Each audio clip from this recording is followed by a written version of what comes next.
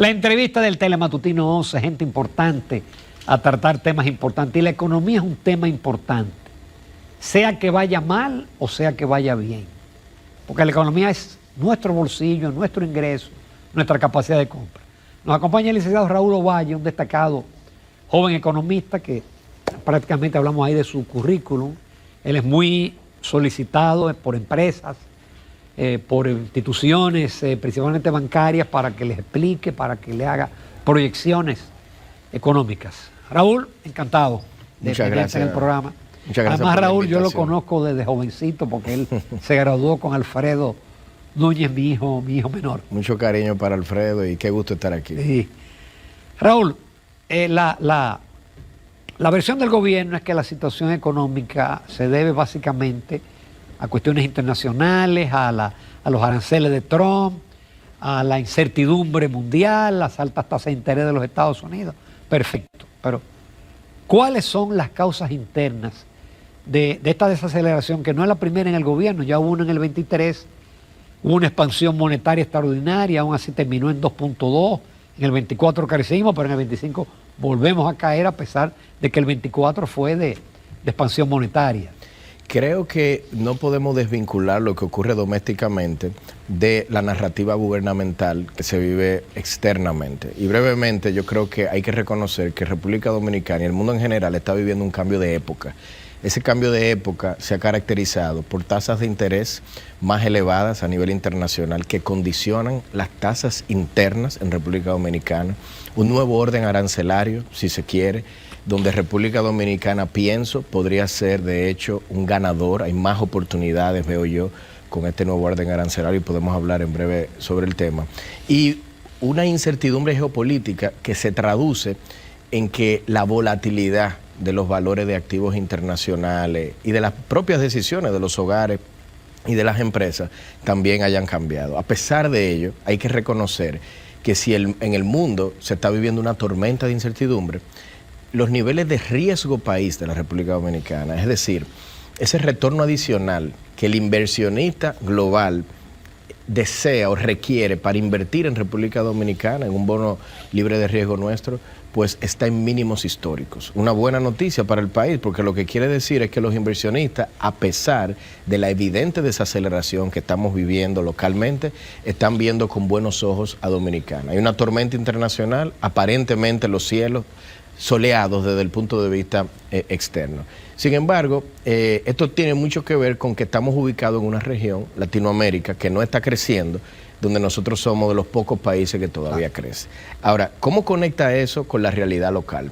Primero, tenemos tasas de interés elevadas en un intento del Banco Central de mitigar la presión sobre el tipo de cambio que está generando que internacionalmente los rendimientos y las tasas de interés estén altas. Esto lo que quiere decir es que mientras los rendimientos de los activos financieros internacionales permanezcan altos, habrán dominicanos, empresas dominicanas, hogares de alto patrimonio dominicano que estarán sacando su plata en búsqueda de esos altos rendimientos. Y de forma inversa, inversionistas en cartera, claro, precisamente de los Estados Unidos, claro, no van a colocarlo aquí. Pero eso es muy importante mencionarlo, porque la razón por la que la plata en alguna medida está yendo hacia Estados Unidos, sobre todo, no es porque en República Dominicana haya un problema estructural macroeconómico fundamental de mediano y largo plazo, es porque los rendimientos fuera están siendo muy atractivos. Nosotros estamos, de hecho, gozando de niveles récord de divisas a través de las remesas, el turismo, la inversión extranjera directa que están llegando. Sin embargo, no son suficientes para que se impida que haya una presión sobre el tipo de cambio producto de esos rendimientos internacionales elevados. Entonces el Banco Central enfrenta ahora un dilema: o defiende la moneda, y para defenderlo tendrá que aumentar las tasas locales, porque de bajarlas para impulsar la economía, entonces hace mucho más atractivo que los dólares salgan. Y esa es la situación en la que estamos, por eso decía al principio. Pero siempre el Banco Central, su principal variable, aparte de la inflación, es el tipo de cambio. Por supuesto. Entonces, sí, siempre la meta ha sido 3.5 de depreciación anual. Claro, y nos hemos estado depreciando casi al doble de eso. Sí. pero insisto, no porque estamos enfrentando un problema estructural de divisas, sino porque internacionalmente estas tasas de interés y estos rendimientos de activos internacionales están elevados. Ese es el dilema que enfrenta el central, y como estamos atravesando este cambio de época, yo soy de los que creo que la idea de retornar esas tasas de depreciaciones del 3% en un entorno de estas tasas podría ser demasiado doloroso para nuestra economía, y quizás deberíamos ya de graduarnos y de movernos no a unos niveles de depreciación desordenada como vivimos en algún momento, sino de manera ordenada comunicar que los niveles de depreciación van a ser ligeramente mayores en respuesta del entorno internacional que vivimos. Eso sí, está porque, llevando... Perdón, vimos una depresión de 7% en marzo, una apreciación en abril, y ahora vamos camino a 20 puntos cada 2 días. Sí, estaba acumulado... Estamos en 63 y pico ya. Así, estaba acumulado a marzo a 3%, luego se colapsó, incluso cayó en terreno negativo. Hace pocas semanas llegamos al nivel que teníamos a principio de año. Entonces, esto es algo que luce medio desordenado. Y a eso es que me refería yo diciendo, en lugar de tener estos tramos donde se deprecia rápido el tipo de cambio, luego...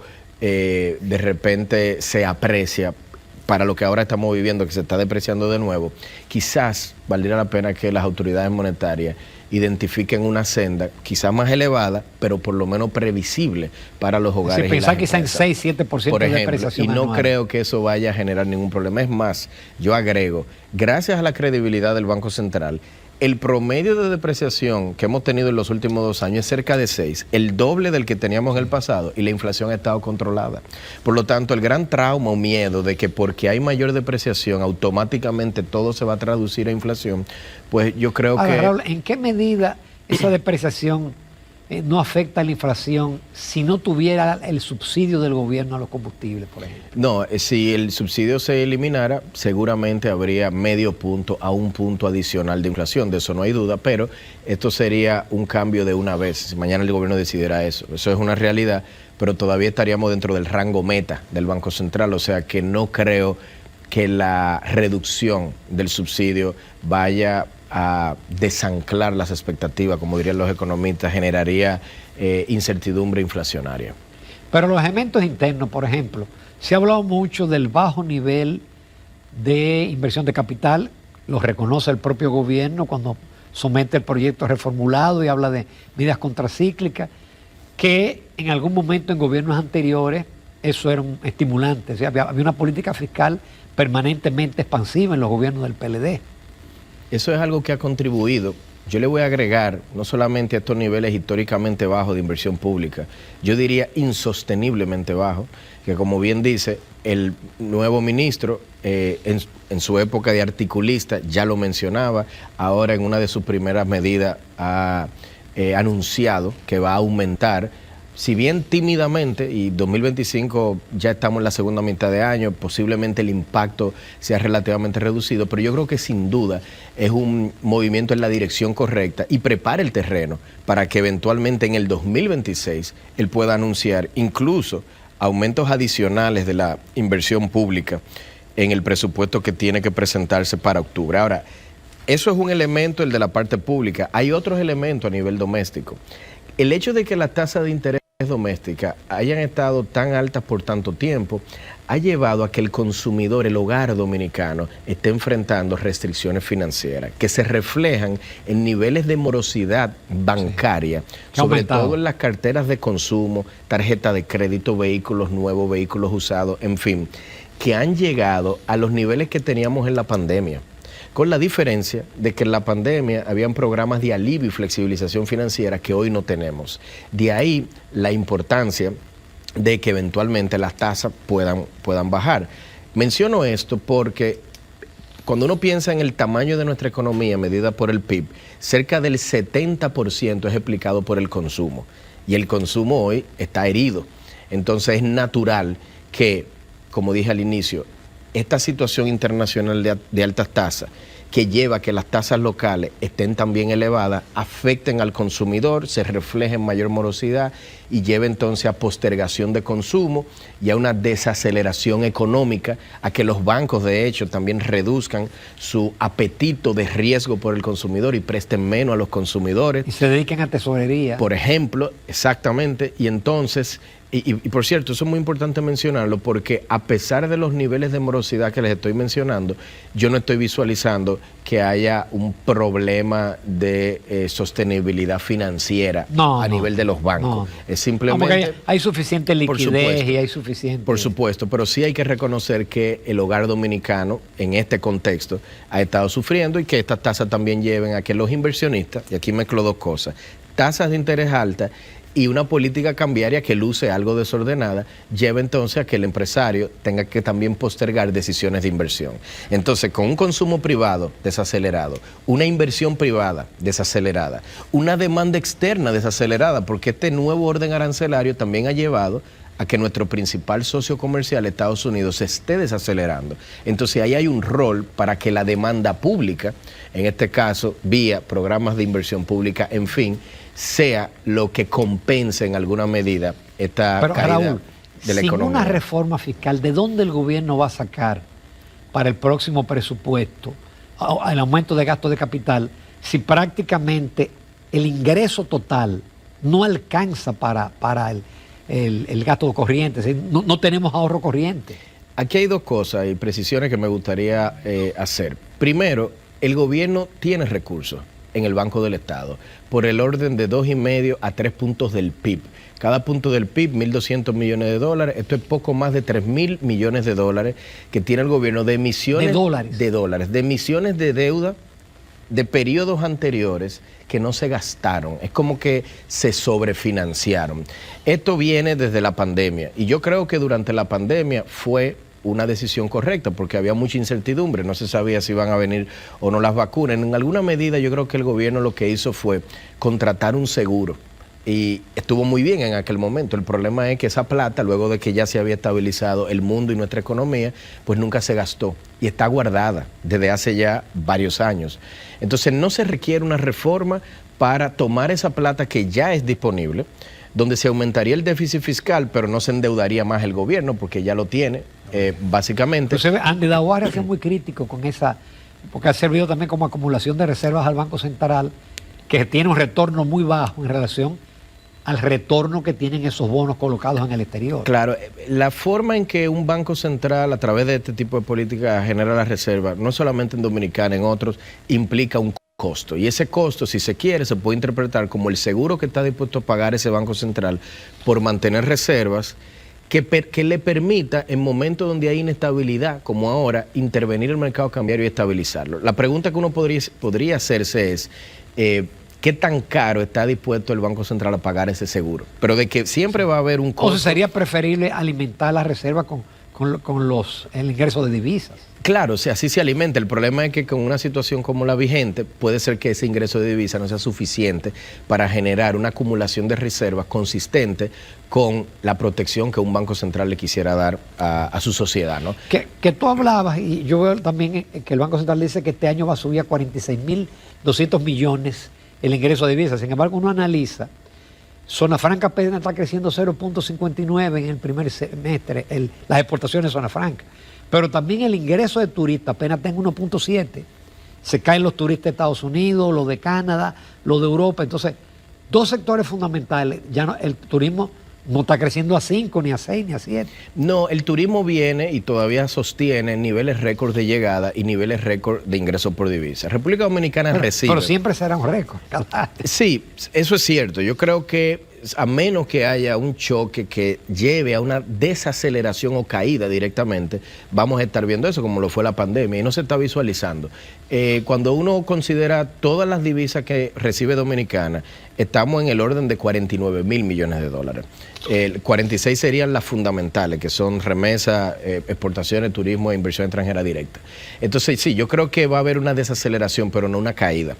Y como hay un riesgo de que los turistas americanos no estén viajando en la misma medida que ocurría en el pasado por esta incertidumbre, he visto con buenos ojos que desde el Ministerio de Turismo han estado diversificando las estrategias de promoción, y hoy por hoy, si uno toma los 9 principales países emisores de turistas dominicanas, creo que 4 de ellos ya son latinoamericanos. Incluyen a Colombia, incluyen a Argentina, están llegando de hecho, Brasil. el crecimiento no es negativo por los dominicanos turistas y Sudamérica. Por supuesto. Y Sudamérica por Argentina y Colombia. Por supuesto. Y todo esto conecta con la parte fiscal. Hay muchos riesgos a nivel internacional.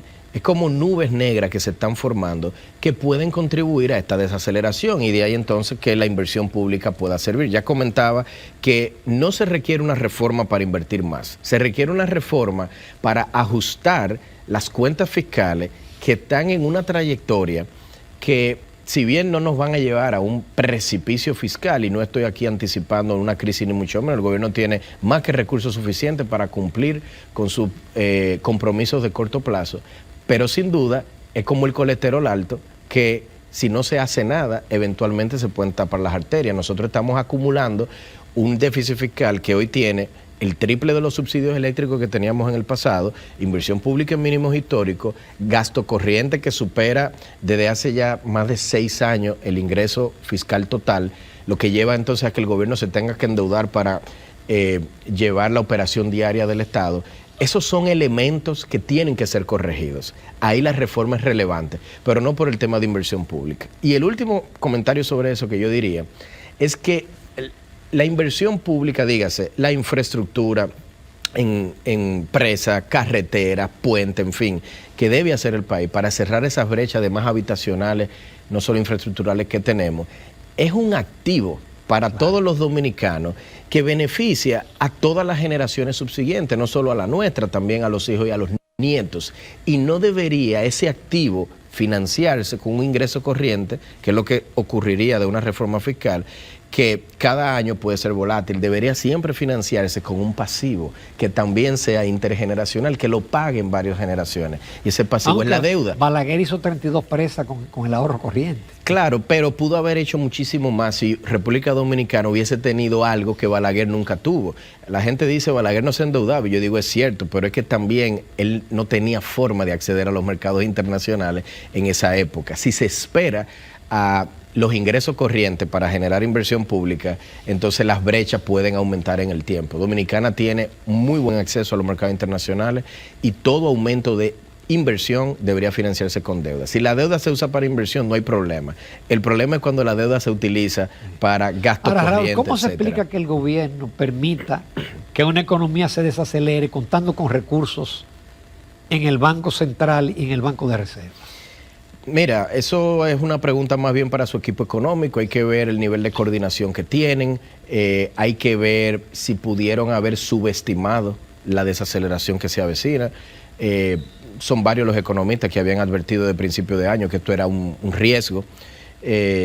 Hay muchas razones que pueden explicar. Yo soy de los que cree que mientras más coordinado, mientras más información se tenga, mientras haya una visión de monitoreo constante sobre estos riesgos, no solo los geopolíticos, pero sobre todo los económicos, entonces pueden haber respuestas mucho más aceleradas y más contundentes. Nos vamos a una pausa, Raúl, con tu permiso, lo amable excelente. Nos quedan todavía muchos temas de interés.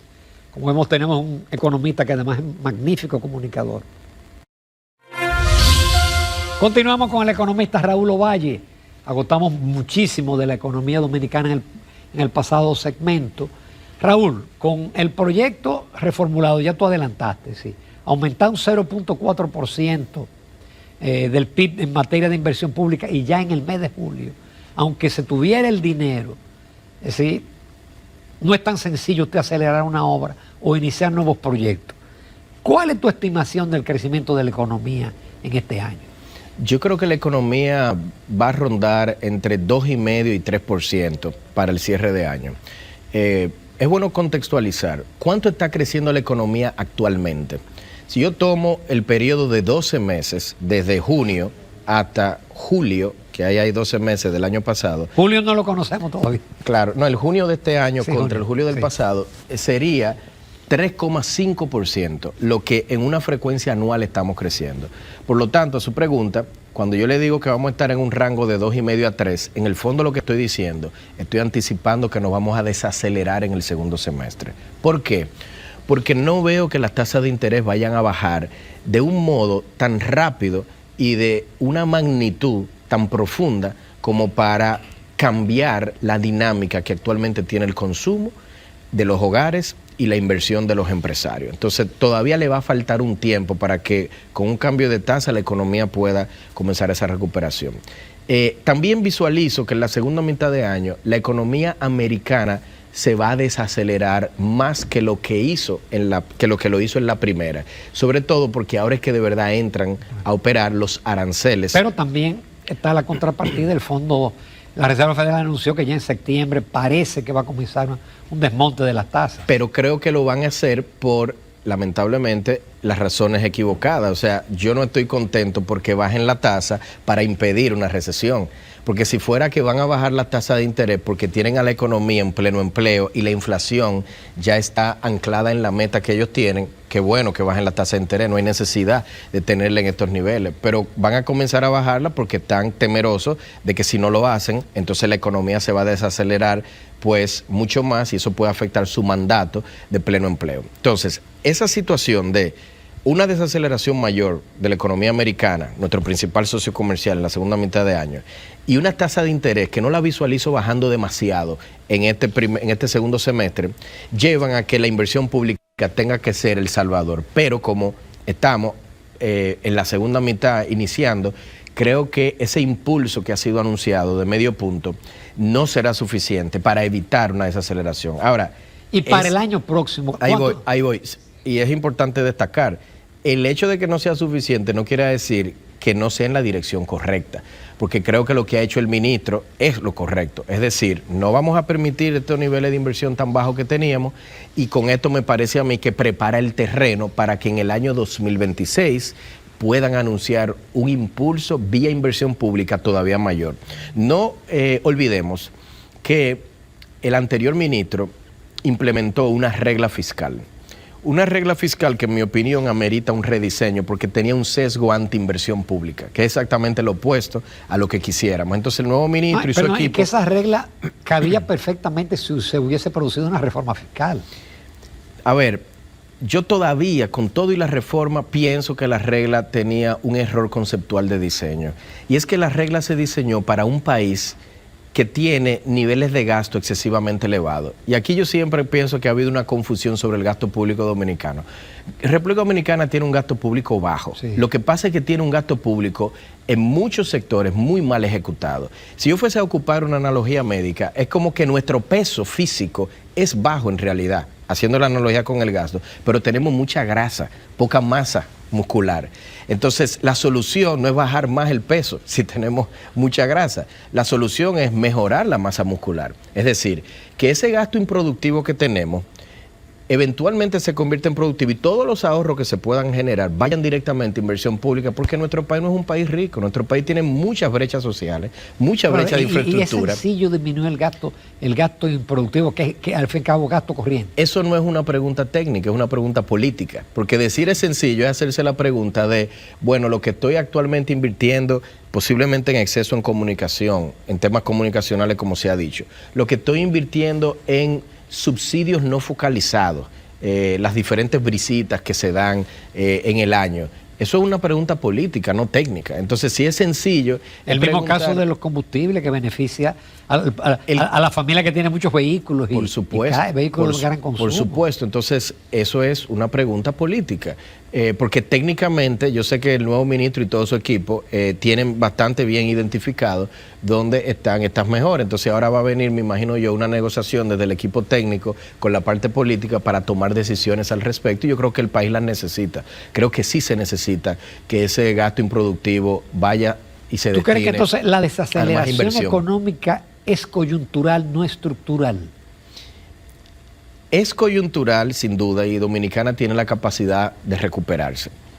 Pero en la medida en que se mantenga la inversión pública en los niveles que hemos estado viendo, el nivel de recuperación, ese crecimiento al que nos acostumbramos de 5%, entonces peligra. Sí, nos recuperaríamos, pero quizá ya a un crecimiento de 4%.